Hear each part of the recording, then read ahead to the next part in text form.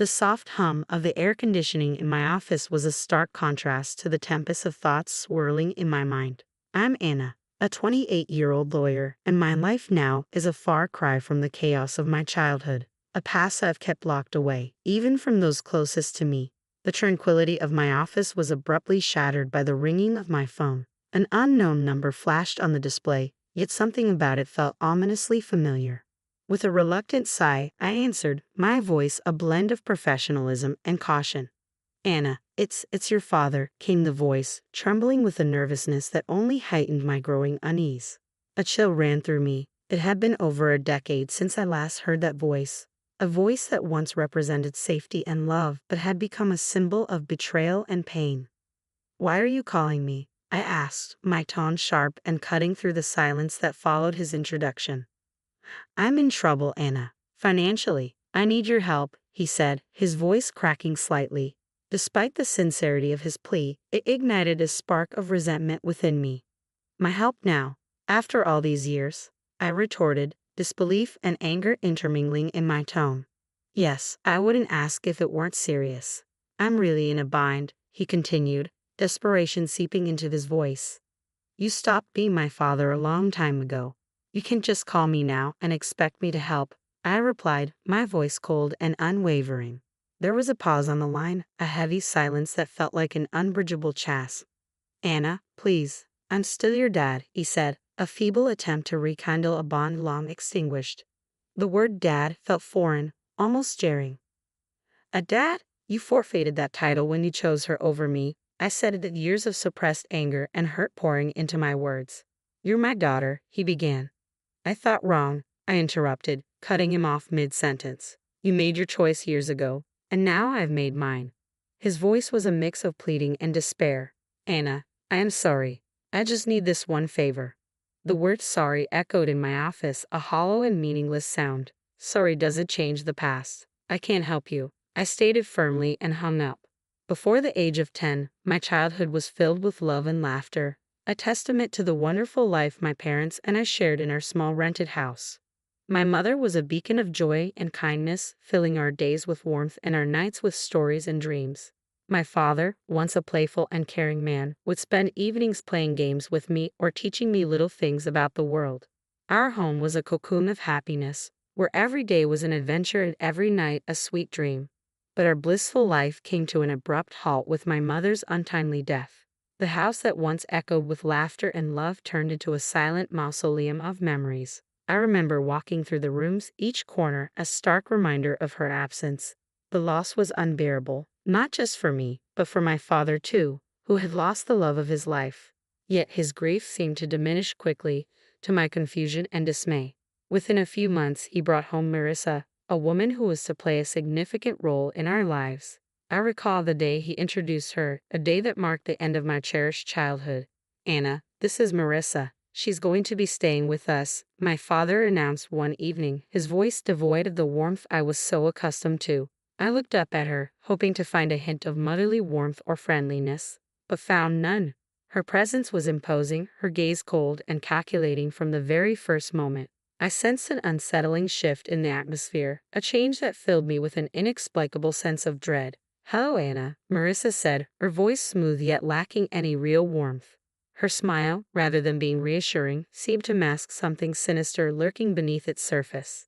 In the days that followed, the house felt different, as if the walls themselves were recoiling from her presence.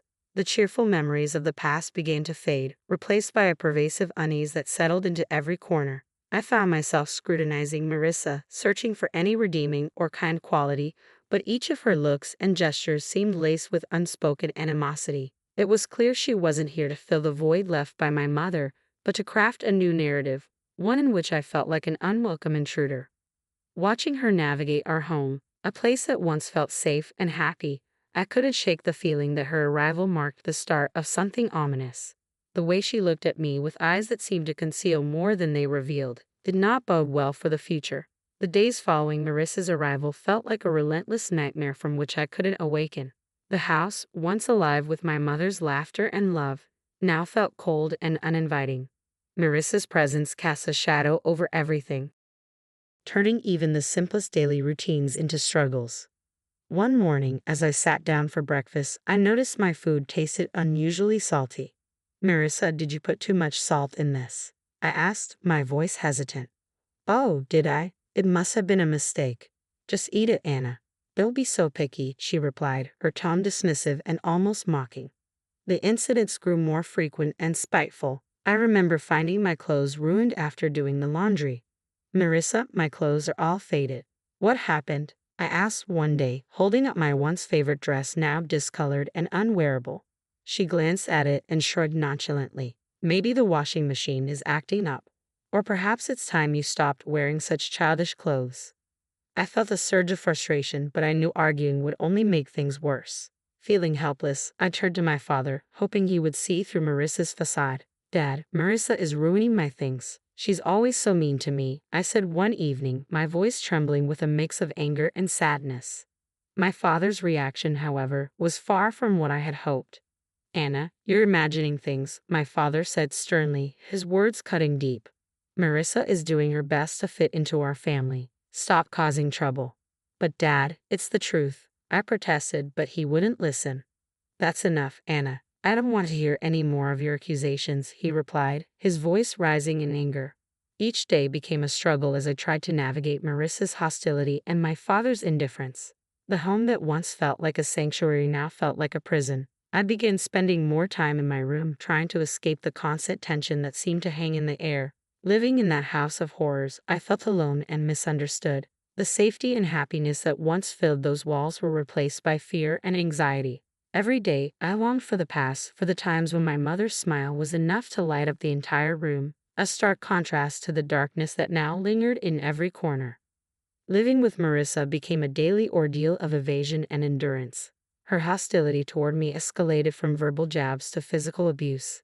It started subtly, with pinches on my arm or twists on my stomach, always in places easily concealed under my clothes. The pain was sharp, a cruel reminder of my helplessness in her presence. I developed strategies to avoid her, staying constantly alert to her whereabouts in the house. I would take long routes to my room or wait until Marissa was occupied before moving around the house. Despite my best efforts, there were times when she caught me off guard, and those moments always ended in some form of pain. One day, while I was quietly reading in the living room, Marissa walked in and, for no apparent reason, pinched my arm hard, her nails digging into my skin. I winced but stifled any cry of protest. She looked at me with a cold, triumphant smirk before walking away. During one of Grandma's rare visits, she noticed my cautious movements and the way I flinched whenever Marissa's voice echoed through the house. Anna, is everything all right at home? Grandma asked, her voice filled with concern. I looked at her, my heart itching to tell her the truth, but fear and a desire to protect her from worry held me back. Yes, Grandma, everything's fine. Just a lot of schoolwork, I lied, offering her a forced smile. She seemed unsure but didn't press further. I felt a pang of guilt for deceiving her, but I couldn't bear to cause her any distress. That evening, as Grandma was leaving, I saw Marissa watching from the window, her expression one of satisfaction. It was as if she took pleasure in knowing she had control over me, that she could hurt me and get away with it. Her triumphant look clearly signaled that she was in power, and I was merely a helpless pawn in her twisted game.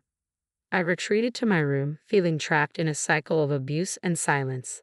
The physical pain from Marissa's pinches and twists was bearable compared to the emotional turmoil I felt. School was my sanctuary, a place where I could briefly escape the misery of home life. However, even there, the shadows of my struggles began to seep through.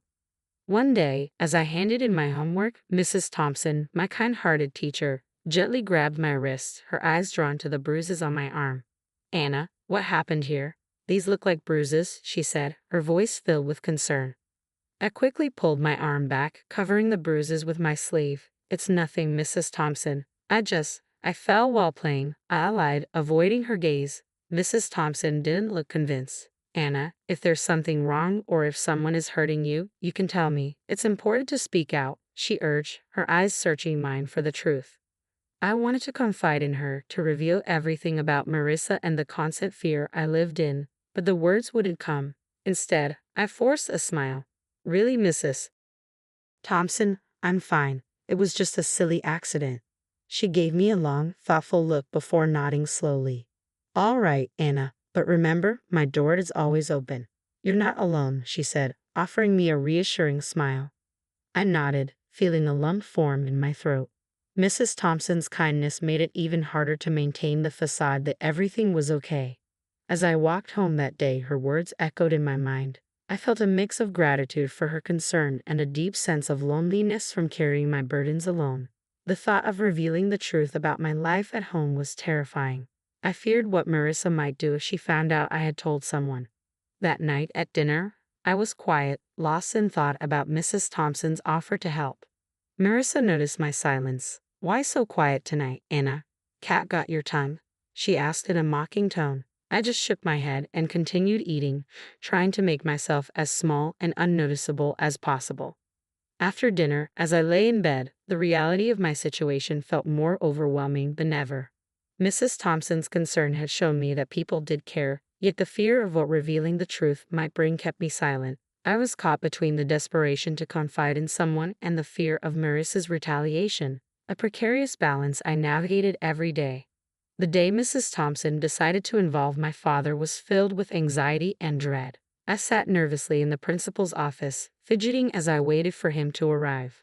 When he finally walked in, his face was stern, his eyes betraying a mix of irritation and embarrassment. "What's this about, Anna? Why am I being called to your school like this?" he demanded, his voice sharp. I glanced at Mrs. Thompson, hoping for some semblance of support. Swallowing hard, I tried to find my voice. "Dad, Mrs. Thompson saw the bruises."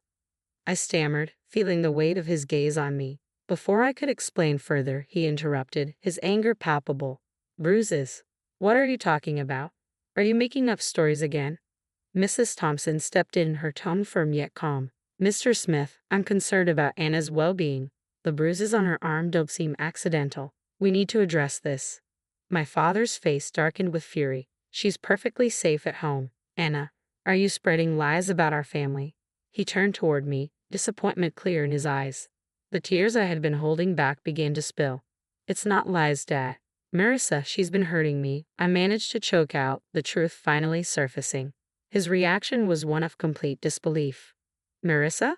That's ridiculous. She's been nothing but kind to you. I won't have you slandering her with these accusations." "But Dad, it's the truth," I cried out, desperate for him to believe me. He stood up abruptly, his patience worn thin. "Enough of this. Tell Mrs. Thompson you made it all up," he ordered, his voice cold. I turned to Mrs. Thompson and with a heavy heart repeated his words. She gave me a nod but remained silent. Upon arriving home, my father didn't speak another word. He locked me in my room. Through the door, I could hear Marissa's voice dripping with false concern. "I told you she's just seeking attention," she said. Sitting on my bed, I felt a profound sense of isolation and despair. The one person I thought I could always count on had turned his back on me. The walls of my room, which had once felt like a personal haven, now felt like the walls of a prison. I lay there thinking about everything that had happened. The physical pain of Marissa's abuse was nothing compared to the emotional torment of being disbelieved and punished by my own father. It was a harsh realization that the person who was supposed to protect and love me unconditionally was now the source of my deepest pain. The days following my confinement were among the darkest I had ever known. I had never felt so trapped and utterly alone. Realizing my only hope was my grandmother, I found a glimmer of courage. She had always been kind and loving, but I had never dared to burden her with my troubles at home. One evening, when I was sure Marissa and my father were occupied, I mustered the courage to call her. My hands shook as I dialed her number. "Hello." Her familiar, warm voice came through the phone. "Rayma, it's me, Anna," I said, trying to keep my voice steady. "Anna, my dear, how are you?" she asked, her tone filled with genuine concern. Tears welled up in my eyes. "Rayma, I need help. Can I come and stay with you for a while?" I asked, the words tumbling out in a rush. "It's Marissa, she's been hurting me, and Dad won't believe me. I don't know what to do." There was a moment of silence on the other end before her voice, full of resolve, responded. "Of course, my dear. You come right over. I'll take care of this." The next day, my grandmother arrived. Though she was small in stature, her presence was commanding.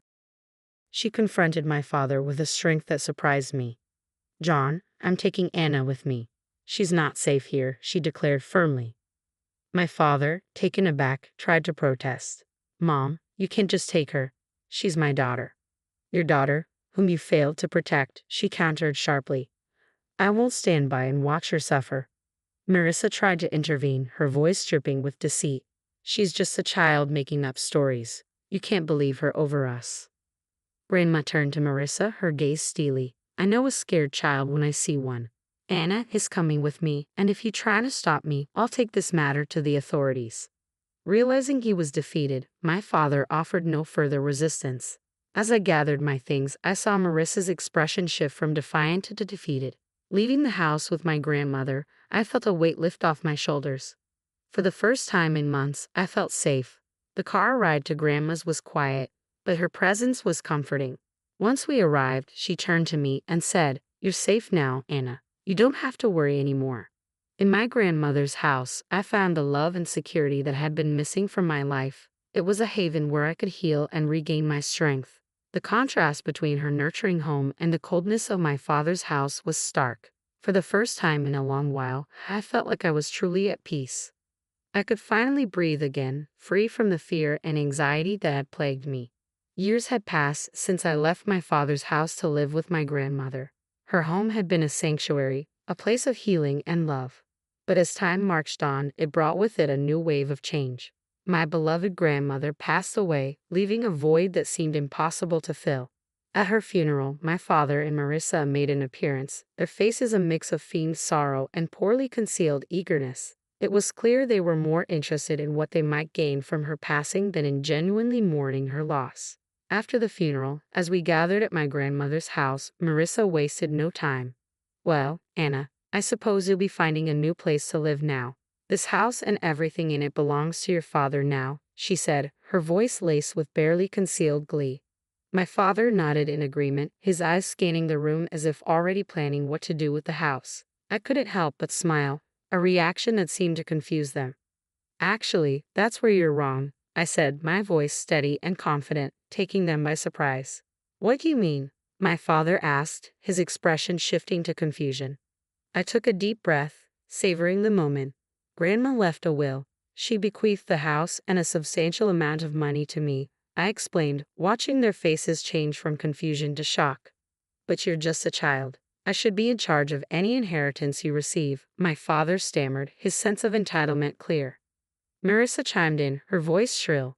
Yes, until you come of age, your father will manage your property. I relished their reactions, finding the situation almost amusing. You don't give a damn about me. You didn't even wish me a happy birthday. I turned 18 a month ago. I'm legally an adult now and make my own decisions, I stated firmly, savoring the dawning realization on their faces. My father's expression shifted from shock to anger, then to a desperate pleading. Anna, you can't do this. We're your family. I looked at them, memories of my childhood flooding back. You stopped being my family a long time ago, I said, my voice steady. Marissa stepped forward, her tone now begging. At least let us stay in the house. We have nowhere else to go. We haven't extended the lease of our house. I shook my head. This is my house now. You'll need to find somewhere else. As they left, the weight of years of pain and neglect seemed to lift from my shoulders. I stood in the house that was now mine, a house filled with memories of my grandmother's love, and felt a profound sense of closure. The echoes of the past still stirred within me, and as I sat there with the phone in hand, I felt a tumult of emotions, anger, betrayal, and a deep sense of injustice. Yet amidst it all, there was also a sense of strength, a reminder of the resilience that had carried me through the darkest